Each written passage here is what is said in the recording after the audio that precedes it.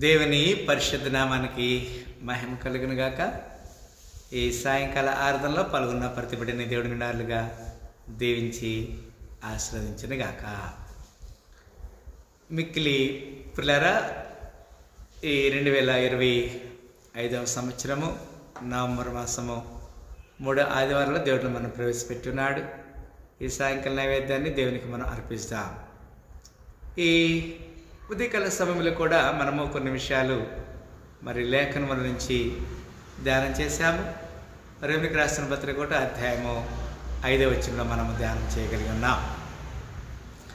ఈ లేఖనాన్ని మనము అర్థం చేసుకున్నట్లయితే, యేసుక్రీస్తు శరీరం బట్టి దావీదు సంతానముగాను, మృతుల్లో నుండి పునరుద్ధారణైనందున పరిశుద్ధమైన ఆత్మను బట్టి దేవుని కుమారుడుగాను, ప్రభావంతో నిరూపించబడిన by whom we have received grace and apostleship for obedience to the faith among all nations for his name, among who are you also the call of Jesus.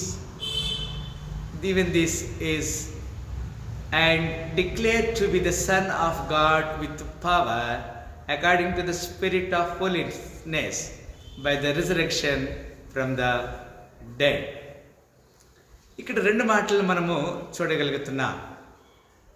శరీరమును బట్టి దావీదు సంతానముగాను, మృతుల నుండి పునరుద్ధానుడైనందున దేవుని కుమారుడిగా ఆయన రూపించబడ్డాడని లేఖనాన్ని మనం చూడగలుగుతున్నాము. ప్రియులారా, ఈ లేఖనాన్ని మనము కొన్ని లేఖన ఆధారాలతో ధ్యానం చేయడానికి ప్రయత్నం చేస్తాం. 1 తిమోతి 1:11-12 వచనాల్లో ఈ విధంగా వ్రాయబడినది: నీతిమంతునికి నియమింపబడలేదని ఎవడైనా ఎరిగి ధర్మానుకూలముగా దాన్ని ఉపయోగించిన ఎడల ధర్మశాస్త్రము మేలేదని ఎరుగుదుము. ఇక్కడ లేఖనాన్ని మనం చూస్తున్నాం. పూర్వము దూషకుడును, హింసకుడును, హానికరుడను నన్ను తన పరిచర్యకు నియమించిన నమ్మకమైన వానిగా ఎంచినందుకు ఇక్కడ ఒక మాట ఆయన జ్ఞాపకం చేసుకుంటున్నాడు.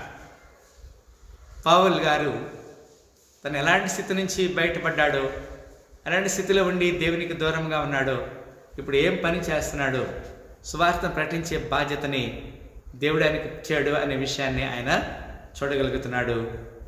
ప్రియులారా, హెబ్రీయులకు రాసిన పత్రిక 5వ అధ్యాయము 9వ వచనంలో ఈ విధంగా రాయబడినది: మరియు ఆయన సంపూర్ణ సిద్ధి పొందినవాడై మెల్కీసెదెకు యొక్క క్రమములో చేరిన ప్రధాన యాజకుని దేవుని చేత పిలువబడి. యేసుక్రీస్తు వారు తను ఏ విధముగా ఈ లోకంలో మనుషుల్ని తన పని కొరకు వాడుకుంటున్నాడో మనము జ్ఞాపకం చేసుకోవాలి. ఆయన అనేక అద్భుతాల ద్వారా తన రాజ్యానికి మనం ఏర్పాటు చేసుకుంటున్నాడు. 1 పేతురు 2వ అధ్యాయము 9-10 వచనాల విధంగా రాయబడింది: అయితే మీరు చీకటిలో నుండి ఆశ్చర్యకరమైన తన వెలుగులోనికి మిమ్మల్ని పిలిచిన వాడికి ఆత్మవిచరం చేయ నిమిత్తము ఏర్పరచబడిన వంశమును, రాజుల యాజక సమూహంలో పరిశుద్ధ జనమును, దేవుని సొత్తైన ప్రజలై ఉన్నారు. ఒకప్పుడు ప్రజగా ఉండక ఇప్పుడు దేవుని ప్రజ అయితరి, ఒకప్పుడు కనకరింపబడక ఇప్పుడు కనకరింపబడితేనట.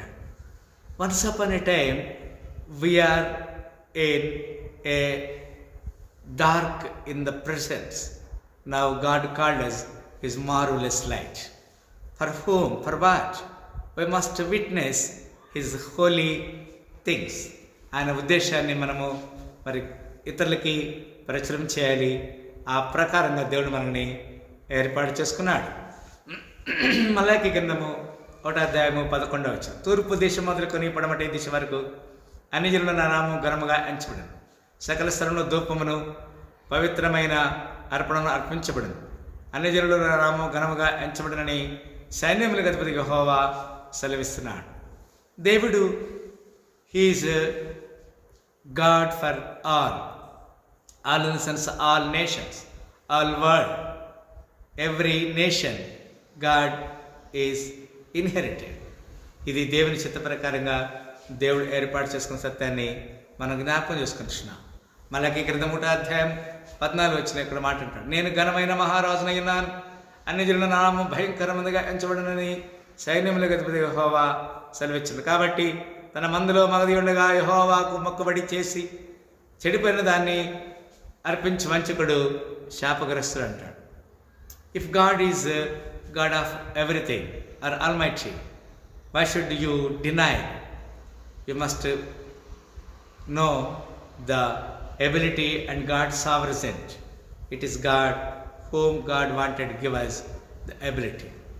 అపొస్తలుల కార్యములు 1:25 తన చోటికి పోటుకు యూదా తప్పిపోయి పోగొట్టుకున్న ఈ పరిచర్యలో అపోస్తలత్వములోను పాలు పొందుటకు వీరిద్దరిలో నీవు ఏర్పరచుకున్న వారిని కనబరచమని అంటాడు.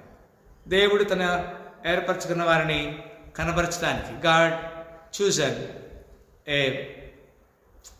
God chosen 12 apostles, out of which Judah left from his position because he was hanging on the tree. అతను ఒక చెట్టుకి విరాళాలు తీయబడి he was hanging and he was dead, and the remaining apostles want to replace him. ఆయన స్థానాన్ని వారు భర్తీ చేయడానికి మత్తయి పేరు, ఇద్దరి పేర్లను చీటీలు తీసినప్పుడు మత్తయి పేరు మీద ఆయన 12వ అపోస్తలుడిగా కొనియాడబడ్డాడనే మాటని ఇక్కడ లేఖనంలో మనం చూస్తున్నాం. అపొస్తలుల కార్యములు 9:15 అందుకు ప్రభు, నీ వెళ్ళుము, అన్ని జనుల ఎదుటను రాజు ఎదుటను ఇశ్రాయేలు ఎదుటను నా నామం భరించుటకు ఇతడు నేను ఏర్పరచుకున్న సాధనమై అన్నాడు. When Paul want to destroy the church in Damascus or believers want to destroy, he was appear in the wilderness and the desert and he was very much associated. ఇక్కడ ఈ మాటను మనం చూస్తున్నాం. అక్కడ అననీయ అనేటువంటి ఒక వ్యక్తి దర్శనం ద్వారా చెప్తున్నాడు, నువ్వు వెళ్ళి అతని కొరకు ప్రార్థన చేయి, తార్సుబడిన సౌలు కొరకు అని చెప్పాడు. అతడు నీ సంఘాన్ని హింసించాడంటే లేదు, ఇతడు నా నామం కొరకు కదా, సమస్త జనులకు విధేయులైనట్లు, ఈయన ద్వారా విశ్వాసం విధేయులట్టు నేను గొప్ప అపోస్తలత్వమును పొందుతున్నా అంటాడు కదా. How God grace, God have the power, even he want to give anything he want to use. అందుకు ప్రభు, నీ వెళ్ళము, అన్ని జనుల ఎదుట రాజులుగాను దేవుని ఎదుట ఇశ్రాయేలు ఎదుట నామం ధరించి ఇతడు నేను ఏర్పరచుకున్నా సాధనమై అన్నాడు. కొన్నిసార్లు we are not under estimate God's plan. రోమీయులకు రాసిన పత్రిక 12:3 తన్ను తాను ఎంచుకొనదగిన దానికంటే తక్కువగా ఎంచుకొనక దేవుడు ఒక్కొక్కరికి విభజించి ఇచ్చిన శ్వాస పరిమాణ ప్రకారం తాను స్వస్థబుద్ధి గలవాడుటకై తగిన రీతిగా తను ఎంచుకున్నానని తాను అనుగ్రహించబడిన కృప పరట్టి మీరున్న ప్రతి వానికి నేను చెప్పుచున్నాను కదా. దేవుడు తన కృపని ఎవరికి తక్కువచ్చాడు. God never put something late to anybody his grace. He want to give more and more whom is very much trust in him. కనుక దేవుని చిత్తానికి దేవుడు ఎవరినైనా వాడుకుంటాడు. ఆయనకు అసాధ్యమైనది ఈ లోకంలో ఏది కూడా లేదు. పిల్లారా, 1 కొరింథీ 15:10 ఈ విధంగా వ్రాయబడినది, ఆయనను నేనేమై ఉన్నాను, అది దేవుని కృప వలన అయి ఉన్నాను, మరియు నాకు అనుగ్రహించబడిన ఆయన కృప నిష్ఫలం కాలేదు, కానీ అందరికంటే నేను ఎక్కువ ప్రయాసపడినది నేను కాను, నాకు తోడై ఉన్న దేవుని కృపయే.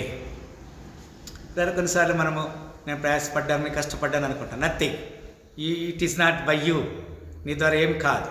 By grace who want to give you the ability, you want to exalt your name. కనుక ఆయన అందు మనం ఏమై ఉన్నామో ఆయన శక్తిని మనం కొనియాడాలి, కీర్తించాలి. రోమీయులకు రాసిన పత్రిక 16:26 యేసుక్రీస్తును గురించిన ప్రకటన ప్రకారంగాను మిమ్మల్ని స్థిరపరచుటకు శక్తిమంతుడును అంటాడు. How great he want to establish us, each and every individual, those who are fear to the Lord and they are humble before God. దేవుడు ఖచ్చితంగా ప్రతి వారిని దీవించే గడి కొరకు మనము ఎదురు చూడాలి.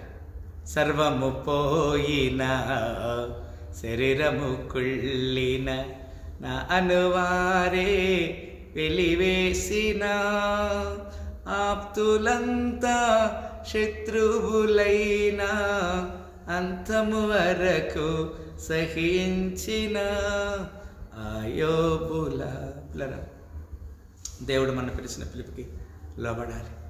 యేసు క్రీస్తుని గురించిన ప్రకటన ప్రకారం కానీ మిమ్మల్ని స్థిరపరచుటకు శక్తిమంతుడు. He is able God to establish every individual. ఆఖరిగా అపొస్తల కార్యములు 6వ అధ్యాయం 7వ వచనం. దేవుని వాక్యం ప్రబలమై శిష్యుల సంఖ్య యెరూషలేములో బహుగా విస్తరించను, మరి యాజకులలో అనేకులు విశ్వాసమునకు లోబడిరి అంటాడు. ఇది ఎంత చక్కని మాట. Even priests are very much obeyed to the disciples, and the church of Jerusalem is increased and multiplied. You and me, how great trouble we are facing, no problem, no matter whatever you are, but God want to establish us because he was proved as a son of God. యేసుక్రీస్తు శరీరం బట్టి దావీదు సంతానముగా మృతుల నుండి పునరుద్ధరణ లేని ఆత్మను బట్టి దేవుని కుమారుడుగా నిరూపించబడి, by whom we have received grace and apostleship for obedience to the faith among all nations for his name. Yes, among them who are you also the called of Jesus Christ. It is declared to be the Son of God with power according to the Spirit of holiness by the resurrection from the death. Being he was rose again from the death, he was called as the Son of God, and by flesh he was called as a tribe of David. Let us understand. దేవుని చిత్తానికి మనం లోబడదాం.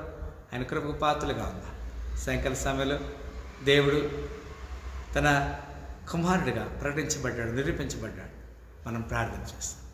స్తోత్రములు ప్రేమగల తండ్రి, మీ లేఖన సత్యాన్ని మేము అర్థం చేసుకుంటున్నాం. లేఖనము మమ్మల్ని బతికిస్తుంది. మీ వాక్యములు జీవములు, ఆ జీవం మనుషులకు వెలుగలి. అలాంటి జీవము గల వాక్యాన్ని మేము ధ్యానం చేసి మీ చిత్తనకు లోడు భాగ్యించమని తెలియజేస్తాం. యేసుక్రీస్తు పరిశుద్ధ నామమున ఈ ప్రార్థన పెట్టుకుంటున్నాము తండ్రి, ఆమేన్. దేవుడు మనందరి నిలలుగా దీవించి ఆశీర్వదించుగాక. Thank you for this evening general worship. God bless you.